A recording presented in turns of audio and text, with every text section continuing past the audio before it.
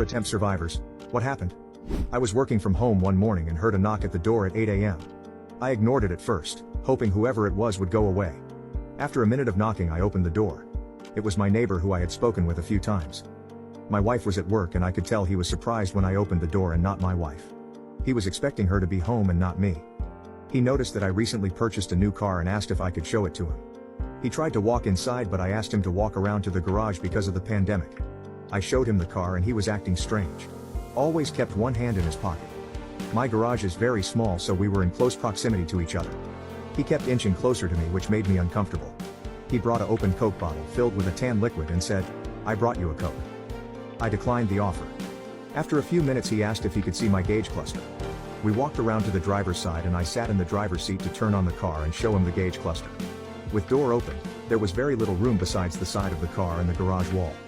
After turning on the car, he pulled a large hunting